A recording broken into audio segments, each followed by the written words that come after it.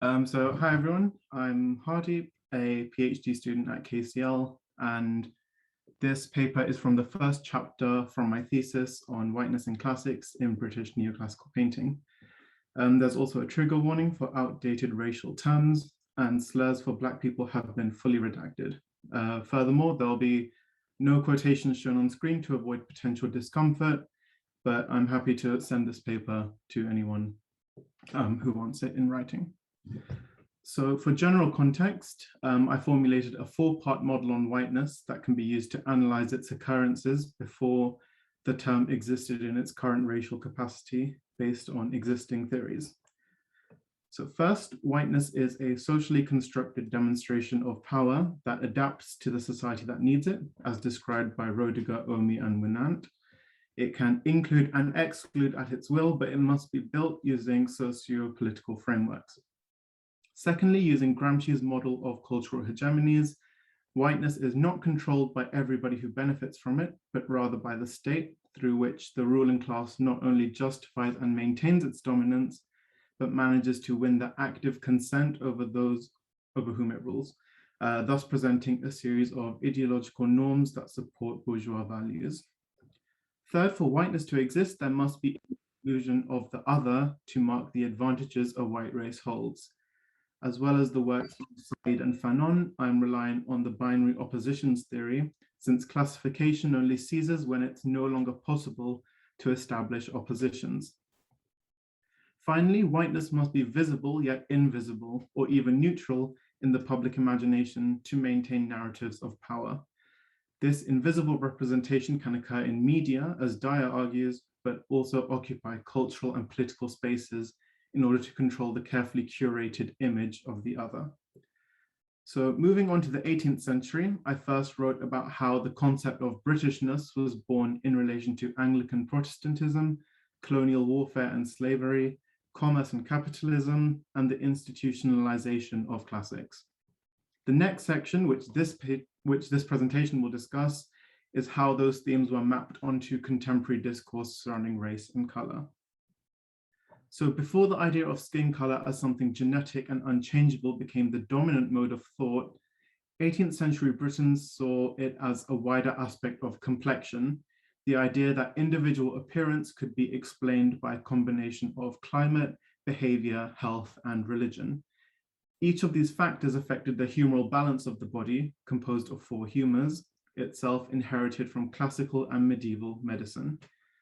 Alongside other classical texts popular in early modern Europe, like On Airs, Waters, Places, and Politics, this provided a way to account for wider patterns of physiognomy in a way that does not map onto our 21st century conception of race.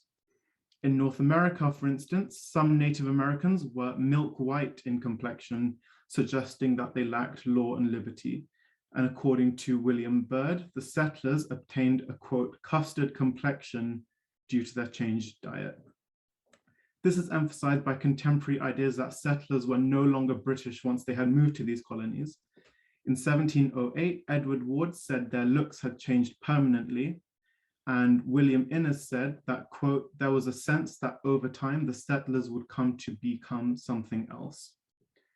On the other hand, in Africa, dark-skinned populations appeared as such because either the mucous membrane under the skin carried different substances, as the painter Hogarth suggested, or their skin was so thick that the pale mucus visible in white skin became invisible.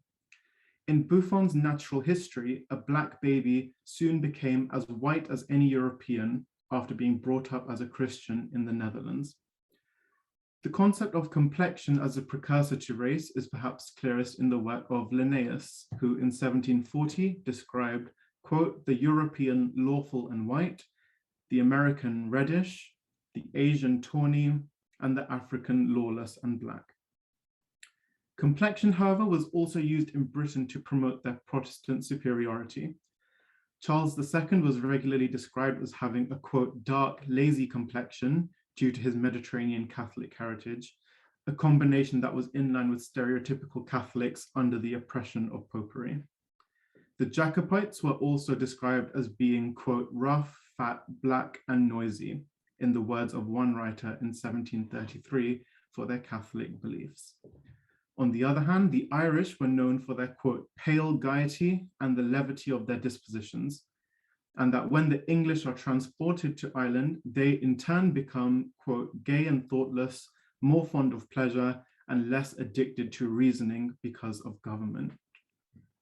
So these various hypotheses fit into two broad theories that dominated 18th century thought, monogenism and polygenism. The former, which was more prevalent until the end of the century, argued that humanity shared one common ancestor and consequent variations in population groups occurred due to environmental factors. John Locke's two treatises of government from 1689 proposed that all humans were born of the same species and rank, and inequality then is a state of being that was imposed after birth. Locke's ideas were developed further in the following decades by European thinkers into what we now call degeneration theory, which suggested that certain populations had degenerated physically over time due to factors like climate. Buffon, one of the most popular proponents of this, believed that Europeans were closest to humankind's primordial state, and indigenous populations in colonized lands were degenerate. For these populations, we had a two-part solution: to transplant degenerate people into areas of a better climate, in effect.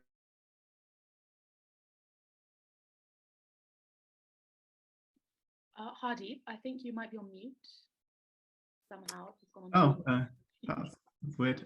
Where did it stop? Do you happen to know? Literally just about polygenism. Oh, right, okay.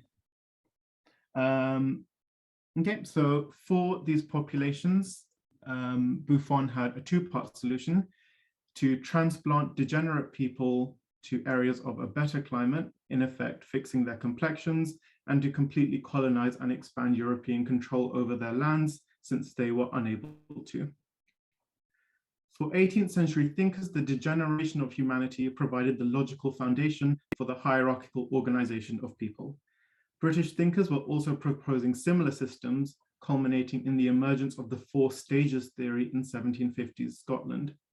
Unlike the degeneration theory, however, the stages were marked by a sense of progress rather than a sense of degeneration, meaning that white Europeans had developed the most and Africans and Native Americans were closer to humanity's primordial state.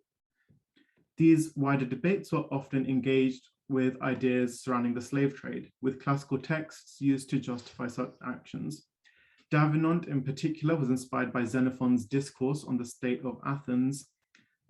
He wrote, "It would very much conduce to the support and prosperity of the sugar and tobacco plantation to put the African trade into some better order. They, that is the colonies, ought undoubtedly to have all due encouragement and to be plentifully supplied with Black people." Locke, in turn, was inspired by Aristotle in his idea that slavery was justifiable as a form of punishment. But not every Scottish Enlightenment figure was a monogenist. Hume, who was influenced by the writings of Buffon, separated human character into moral and physical qualities, the moral being things that are affected by reason, and the physical being a combination of internal factors. In his description of barbarous white Eastern Europeans, Hume suggests that while in Europe there existed diverse yet barbarous people, there was some intimate connection in their being, quote, white, something that nations of a non-white complexion lacked. For, quote, "there was never a civilized nation of any other complexion than white." What he describes, that entirely separate races exist, is now classed as polygenism, which posits different origin points for various human races. In 1723, John Atkins was persuaded, quote, "that the Black and white race have aborigine sprung from different colored first parents." He said that on a trip to Africa. In his book, The Navy Surgeon, he diagnosed Central African slave populations with a sleepy distemper to their, quote, "indolent lifestyles and poor diets," something which he believed could only affect those people due to their inferiority of their brains. In the same time in France, Voltaire was coming to similar conclusions, though he was much broader in his racial categorization. In his early writings, he insisted that, quote, "whites, Black people, the yellow races are not descended from the same man," though he fleshed out this idea wholly a couple of decades later.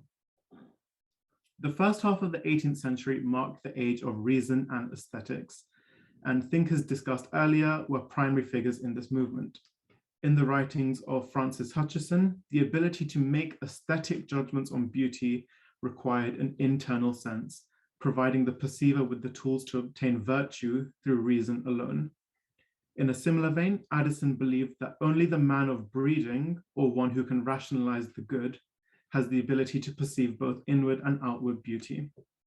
Predictably then, writers like Adam Smith and Kant split the known world into the civil and the savage, with only the civil, i.e. Europeans, able to comprehend beauty. In Britain, aesthetics came to be associated with the sublime and the beautiful, though the two were mutually exclusive. A person or an object could not be both. Burke provides the most simplest definition of the two. The beautiful is what's pleasing to the senses, and the sublime attracts us through fear. Complexion was one of the principal methods of categorizing which peoples could be which. Those who were, according to humoral description, melancholic and choleric were sublime. Those who were sanguine were beautiful, and those who were phlegmatic were neither, for they lacked the mental capacity to distinguish between such things. It may come as no surprise then that Hume diagnoses Africans with a phlegmatic complexion, for, quote, they have by nature no feeling that rises above the trifling. The stereotype of the phlegmatic African was certainly not restricted to Britain. Linnaeus labeled them as, quote, phlegmatic and lazy. An anonymous author in 1723 believed them to be, quote, crafty and deceitful, and John Barrow saw them as, quote, incredibly careless and stupid.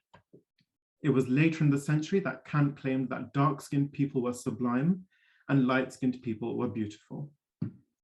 To insert another classical reference, the exponential growth in interest in 18th century aesthetics had its root in the study of classical texts, especially on sublimity attributed to Longinus, a Greek text from the 1st century CE, which dealt with good and bad public speaking. On the topic, the author notes 5 ultimate characteristics of the sublime: great thoughts, strong emotions, certain figures of thought and speech, noble diction, and dignified word arrangement. But more importantly, he believed that sublimity is an echo of the noble mind, meaning that the savage could not partake in it, according to 18th century thought. The 1674 French translation was picked up by English critics quickly. Sir Dudley North immediately associated the sublime with the study of Roman and early Christian writers, and John Dennis suggested that English poets could be greater than the ancients, as well as Dante, since they were Protestants, using Milton as his primary example. The development of aesthetics and the savage mind ultimately stemmed from this renewed interest in Longinus's text. So to conclude, we see whiteness used in often contradictory ways to benefit the various Britons engaging in colonial activities. Whiteness was associated with Protestants, but only British Protestants. It meant a sanguine complexion, but too white a complexion and you became immoral. Whiteness was the original state of mankind, but to some it was the most developed stage of mankind. And some thought white Europeans were an entirely separate race altogether. Whiteness was the ability to judge aesthetics and beauty, but whiteness was in itself beauty. So whiteness had no fixed definition in this period, but what I hope to have shown is that it existed in some unstable capacity. So that's the end of this presentation, but my chapter continues this discussion by mapping instances of whiteness and Britishness onto my 4-part model before finally applying these models to paintings and how whiteness manifests in relation to classics, the Grand Tour, and mythology. Obviously, this is a rapid-fire summary of one section, so a lot of context is missing, but I'm happy to elaborate on anything that I've mentioned. Thank you so much, Hardeep. That was really, really fascinating. Yes, if anyone has any questions for Hardeep, please put them in the chat or put your hand up or anything. I was wondering if I could ask maybe, why did you choose this topic for your PhD, and do you think your positionality has influenced or empowered your work in any way? Yeah, so this whole topic kind of grew out of discussions of what Britishness is and what it is post-Brexit, and especially post the Black Lives Matter protests. Originally, my thesis was supposed to cover a much wider time period, but this is kind of the 18th century really is the period that classics as a discipline is introduced. Greek texts are becoming more popular, neoclassicism as an art movement starts. So I decided to focus on this section just because it's also the turning point of the British Empire from a commercial one to a settler one. So there's just a lot of changes happening that I think tell us a lot about contemporary definitions of Britishness. Awesome. Does anyone have any other questions for Hardeep? I was just going to ask, obviously you're focusing here on sort of earlier 18th century sources where, as you say, there's a sort of an unstable definition around whiteness. When do we start to see the sort of development of or sort of cementing of this association between whiteness, superiority and race in Britain? So that comes towards the end of the 18th century, particularly with the study of craniology, so the study of skulls, especially with figures like Blumenbach, who started associating different shaped skulls with different races, which led into race science of the 19th century. And there was a lot of talk on Greek skulls as well as exemplary European skull formations.